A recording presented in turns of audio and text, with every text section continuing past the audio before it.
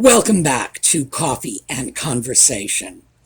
As those of you who are particularly observant will have noted, there is no cat running around here now. And that's because Audie is annoyed with me. Yet again, it's the story of my life. I spoke too soon last week when I said I was winning the cat food wars. No. I think it was just a lull in the battle. He is eating the cat food I am giving him. He's doing it reluctantly. He's doing it angrily. And I am having to bribe him with lots of treats and those little teeny weeny cans of fancy little cat foods. And he only licks the juice out of them and doesn't touch the actual cat food. And if I get him the little foil packages of cat broth, lap up all the broth and leave all the little bits of chicken or fish or whatever behind in the dish. So I went out and got some people broth. I got beef and chicken. I tried the beef broth. By the way, these were like no salt added broths because I don't want him to get sick. And broth, especially chicken broth, these prepackaged products have an unbelievable amount of sodium in them. So he looked at that beef broth in his little dish and just turned his back and walked away. And he wouldn't have anything to do with me for a while, but he eventually came back to complain, which is what he does. And it looks like it's going to start raining soon. And I think if it starts raining soon, he will come back and, to pay attention to me, but not because it's like, oh, Mommy, I love you. It's like, no, you made it rain. I hate you. And then go off and sulk. Actually, I don't think he ever really says, I hate you, but he does complain to me. He complains to me with a vengeance, but it's really not as if he hates me, because if I reach down to pet him while he's complaining, he will nuzzle up to me. So it's not really hatred. It's extreme discontent. Let's put it that way. And I have decided that cats are worse than children, because with children, when they grow up, they leave home. They go to college. You can get rid of them. But Audie does not seem to be going anywhere, and I don't think higher education is in the cards for him. So I'm kind of stuck with him for years to come. So he and I have got to work out the cat food situation, and he has got to stop blaming me for bad weather. We'll see. It's a dream, but who knows? All right, when we come back, we are going to talk about bidets.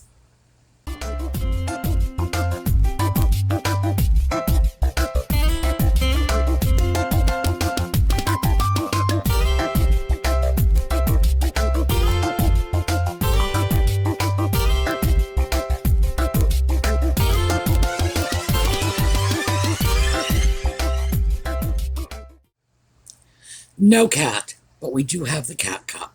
So at least that's something. So why are we talking about bidets?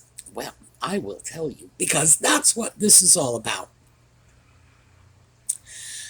I do not have room in my bathroom for a bidet. Even if I did, I wouldn't install one. I've had bidets before, and I do not like them. I like the concept. I like the idea of a bidet, but the actual use of a bidet, no. It just seems unbelievably difficult and inconvenient to me, especially, as a woman. You really have to strip off all your clothes, because you end up sitting on a toilet as you would sit on a chair. However, you have to reverse positions when you sit on a bidet, which means you can't have anything connecting your feet together, i.e., the underpants that might be dragging along the floor. No. So you're on the toilet and you end up dirty because you're on the toilet. Okay, let's not lose sight of that. And dirty, holding your clothes up so they don't get dirty, and then you move over to a bidet. What moron planned this one? That is just crazy. So I was very excited when they came out with bidet attachments for standard toilets, because you get all the benefits of a bidet, which means cleaning yourself with something more substantial than itty-bitty squares of paper. And by the way, anybody who hasn't seen Demolition Man, check it out, because they certainly made a good deal of fun of this concept in that movie. I'm probably going to sneak a little clip in. You're out of toilet paper. Did you say toilet paper? Oh, they used handfuls of wadded paper back in the 20s. So a little attachment on the toilet allows you to clean yourself with water. Not soap and water, but water, and water is at least better than little squares of paper. So that was pretty good. But the problem is cleaning the bidet attachment. Anybody who's ever used a toilet understands that it's a bowl full of water. You do your business in the bowl full of water. When you drop or pour anything into water, there's a certain amount of splash. And that splash gets up under the underside of the bidet attachment. And if you've ever seen the underside of one of these attachments, it's pretty disgusting. And then my problem is, I'll end up taking it apart. I have to take the seat off the toilet, the bidet attachment out, and then scrub it. And while I'm scrubbing it, I'm thinking to myself, how long has it looked like this? Have I been using it while it looked like this? This is disgusting. I feel like I'm going to go get sick. So I came to realize I needed to find something a little better than the system I was using. Now, keep in mind, I was glad to have that system in 2020 when there was no toilet paper. Toilet paper was in such short supply. And by the way, one of the Sudanese angels, Colleen, sent me not just toilet paper. She sent me my favorite brand of toilet paper, which I had not seen in weeks when I got her little care package. Thank you so much, Colleen. I know it's bizarre, but you do get attached to different brands. Back in 2020, having anything at all was useful and valuable. Having toilet paper people sent you from another state, wasn't that lovely? Having baby wipes, and I've always kept baby wipes around. And having a bidet attachment was really, really valuable then, because you never knew when the toilet paper supplies were running out. And of course, it was horrible that people were hoarding and selling toilet paper for $5 a roll. That may be low, by the way.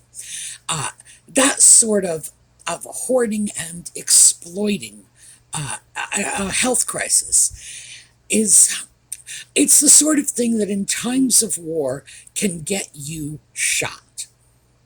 Just saying. So I was always very glad whenever I came across a story of hoarders who were reselling at wildly inflated prices getting arrested. I loved that. I wasn't happy that bad things were happening to people. I have to be clear about that. I was pleased that the government was doing something to discourage that sort of exploitation of a health crisis. So, anyway, moving back to bidets, it came in handy in 2020.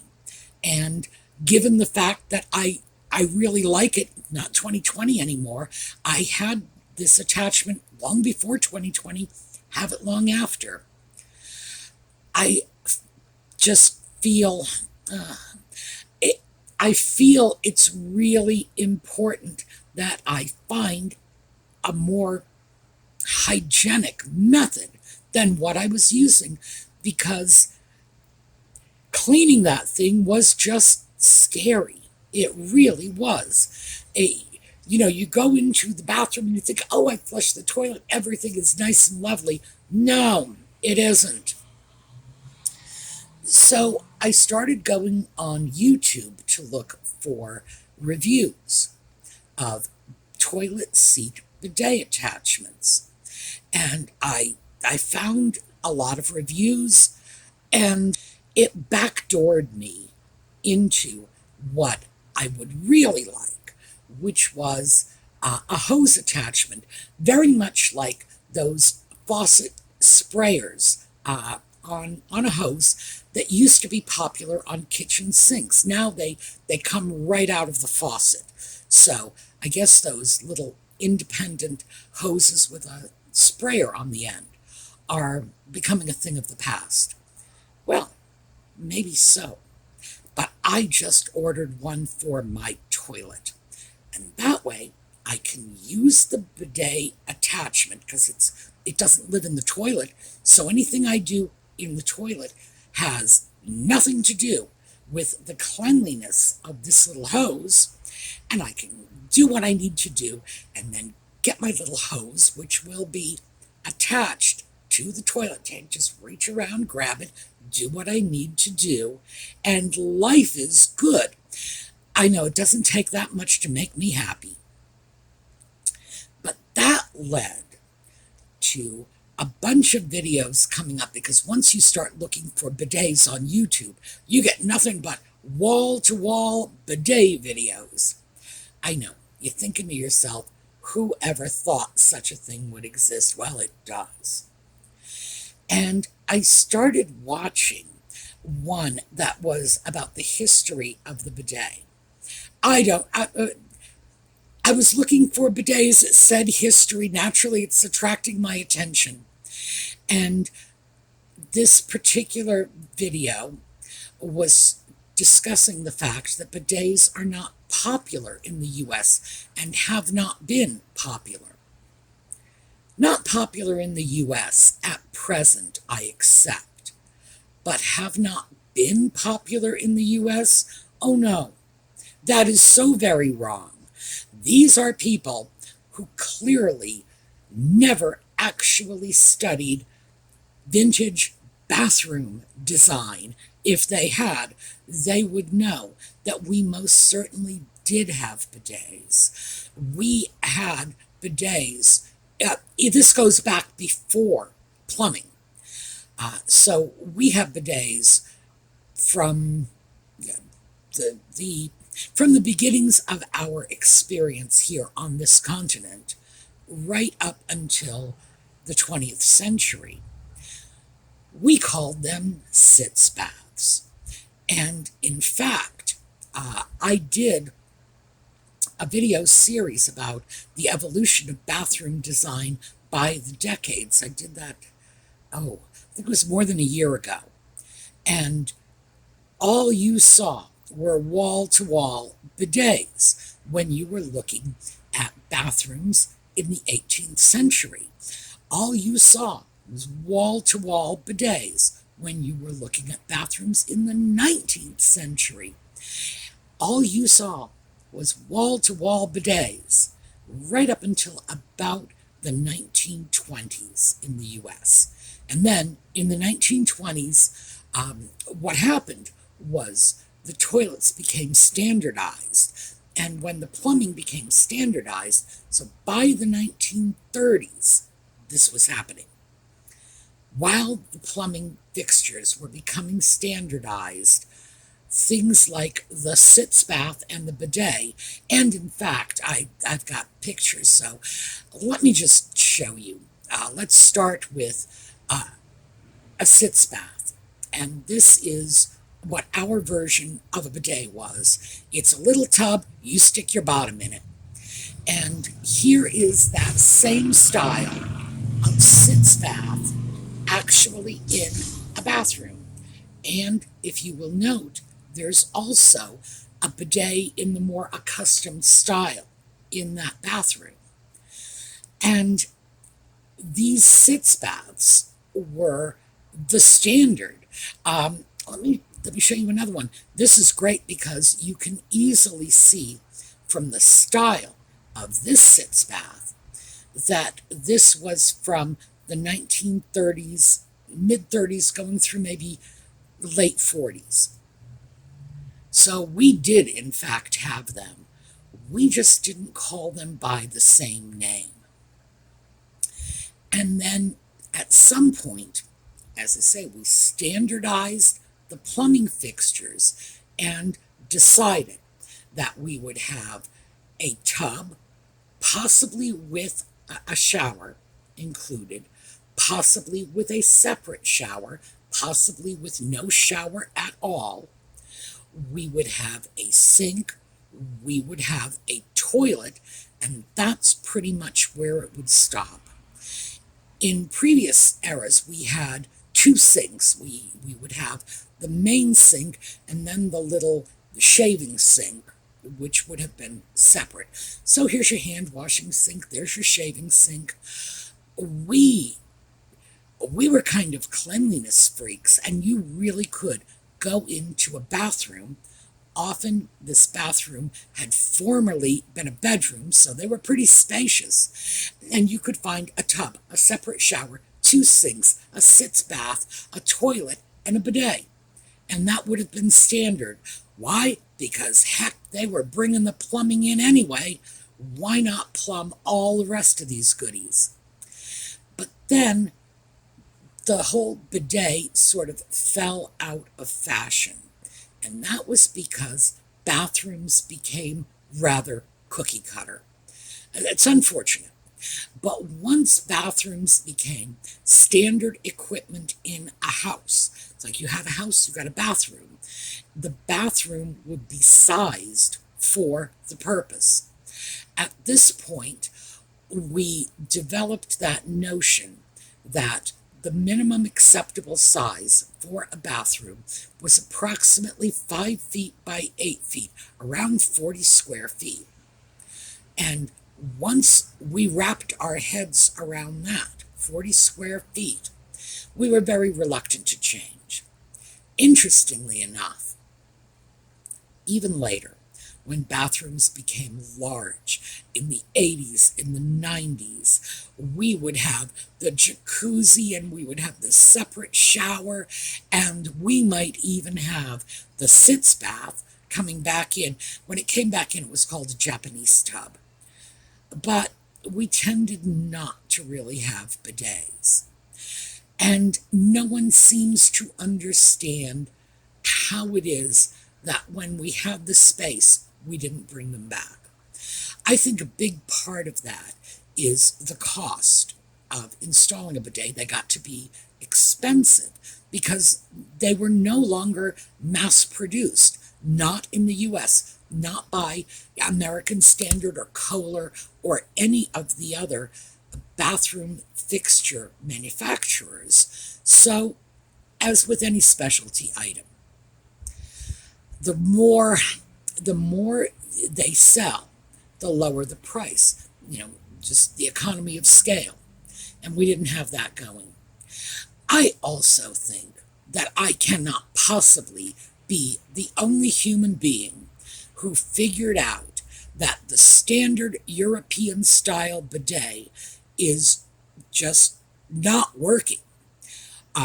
It's just, no, it's not.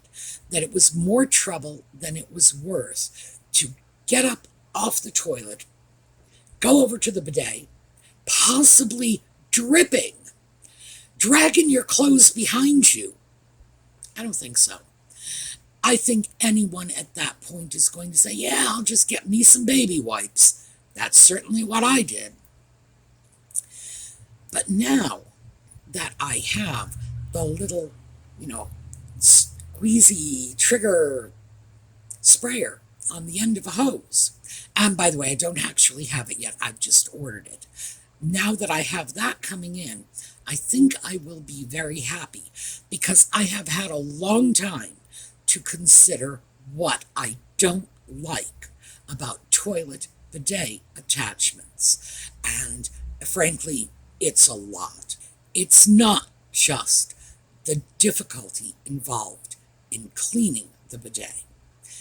Taking off the toilet seat. Oh, and by the way, these days, most of them have plastic screws. And boy, is it easy to strip those screws. So, there can be a whole world of problems there. Take off the toilet seat, pull out the bidet, clean it at your toilet, because the connecting hose to your toilet's plumbing system is usually only about 2 feet long, so that attachment is not leaving the proximity of the toilet unless you feel like turning off the water supply and disconnecting it. And that makes a difficult job that much more difficult. But it's not just that. It's the psychological impact of seeing how much mess can accumulate on one of these things, and meanwhile, you're thinking to yourself, oh, I will use the water coming out of this to clean myself. Oh my God. I can't even tell you how revolting a concept that is. It's very, very scary. So I think I am going to be much happier with the little spray nozzle on the hose, which I can remove from the proximity of the toilet bowl.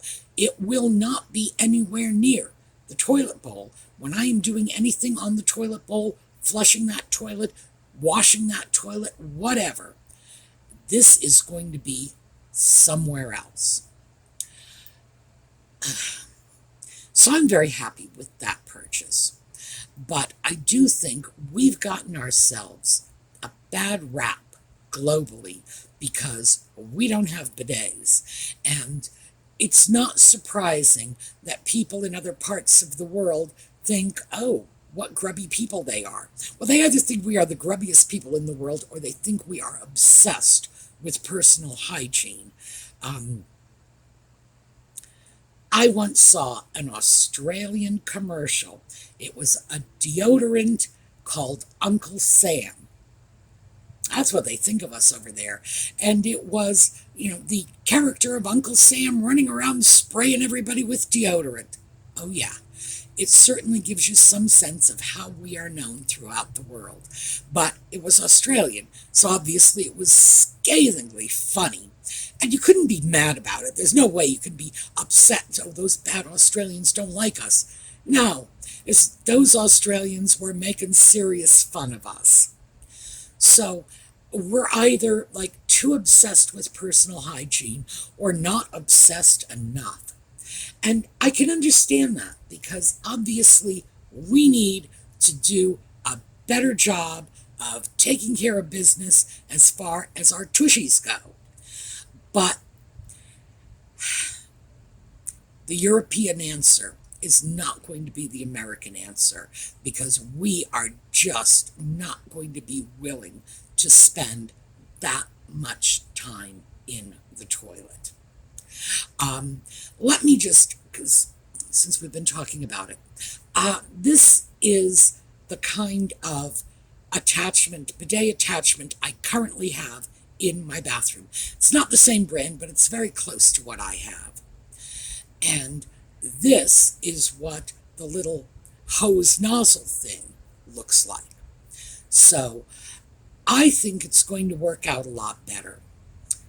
Like I say, I've had a long time to consider this, to consider everything I dislike about a standard freestanding bidet, about the little attachments that go on the toilet seat, and about not having access to water where I want it to begin with. That's what led me to, sort of stockpile baby wipes, which in fact got me through much of 2020. And I did it long before 2020. I had packages and packages of these things because I was always afraid of running out. But it makes sense. It's not something that I think most of us are particularly aware of because we're so used to it. And I think maybe we should consider it.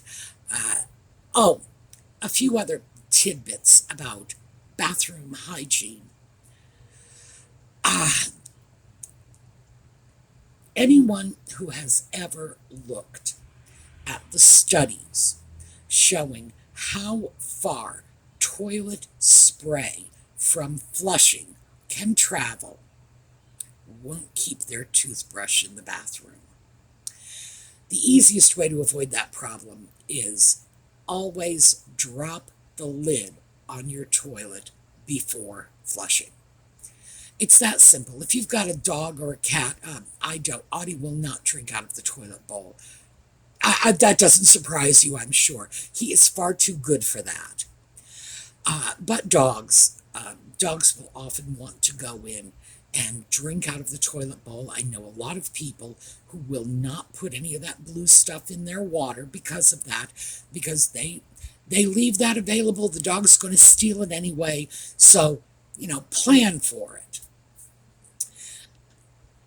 You can always just lift the lid when you're done flushing, but the whole area around the toilet is probably a whole lot dirtier and germier and messier than any of us realize. And I don't want to get crazy and say, well, we all need to be scrubbing our toilet bowls, because Lord knows I was not scrubbing my toilet bowl every day. I've got my idiosyncrasies, but that's not one of them. We should be a little more mindful. It's one of those things that you just don't realize it until you think about it. It's like the old days. And when I say the old days, when I was younger, the dirtiest thing in anybody's home was the telephone. In fact, the receiver, the earpiece and the mouthpiece, dirtiest thing in anybody's home. They did so many studies to determine that, and no one ever noticed. So it is one of the things that strangers would notice immediately about your home, but you were very unlikely to be aware of it. So now that we no longer have landlines, well, some of us don't. I have a landline because I have a lovely vintage style phone and I want to keep it. And I also have a lovely vintage style phone number to go with it. I have a wonderful old exchange, Ceylon. And so I mean to keep that. I will probably keep that number forever, simply because I like the idea of having a phone number and an exchange from the 1930s. Anyway, most of us didn't notice it at the time, and we do tend to notice our cell phones now, mostly because when they get too dirty, we can't see the screens. So that, in fact, is sort of a step in the right direction.